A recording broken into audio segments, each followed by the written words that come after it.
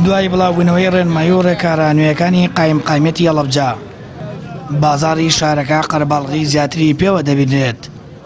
هاوڵاتیانی هێژگەرچی دەرگای مزگەوتەکانیان لێداخراوە، بەڵام بە گەرم و گوڕیەوە پێشوازی لە مانگی ڕەمەزانی پیرۆز دەکەن.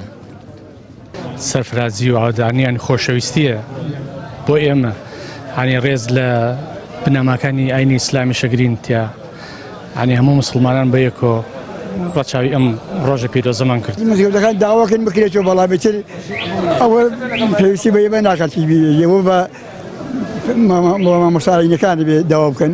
مەی دەسەڵاتێکمانی دەسەڵاتم بوێ هەرچی مزگەوتە ئامارەیکەم، بەڵام دەسەڵاتم نییە لە پێی خۆم لە دڵی خۆمان ناڕەحەت، بەڵام لە ماڵیشە ئینشەڵڵا ئەو واجب و سونەتە هەر وەجێ تێرین شەو.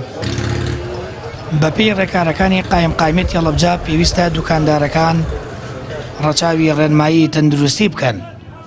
بە بۆنەی مانگی ڕەمەزانی پیرۆزیشەوە کاتی کردنەوەی دوکانەکانیان لە 6 بەیانی بۆ 6 ئێوارە درێژ کرایەوە. بەڕوحەتی شیمانیەوە زۆر پێشوازی لە ڕمانی ڕەمەزانەکەن مانگەکە بۆ بەخشندەی هەموو ئینسانان، نەک بۆ دیندار و بێدینانیش ڕەحمەتە. داوا لەوانەشن کە لایەن داوا لە ڕەمەزان بگەڕێنە سەر ڕاستی ڕەمەزان پابندکەن بە خۆیان و بۆ دنیا و بۆ قیامەتیان. شتێکی دەرونی ناڕەحەتیە لە دەرونی مسلمانانە، زۆر شتێکی قورس و ناجێگیرە. ئەوانش کە مزگەوتیان داخستەوە پێویستیان بە مزگەوتە، چونکە کاتێک کە ئەمرن مزگەوت شوێنان ئەبێتەوە، لە مزگەوتەوە بەڕێکردن بۆ شوێنێکی نادیار کە پێڵێن گۆڕستان. بەهۆی جێبەجێکردنی ڕێکارە تەندروستیەکانی دوای بڵاوبوونەوەی ڤایرۆسی کۆرۆنا جیاواز لە ساڵانی پێشوو، ئەم ساڵ هاوڵاتیان پەرستشەکانی مانگی ڕەمەزانی پیرۆز لە ماڵەکانیاندا بەڕێ دەکەن.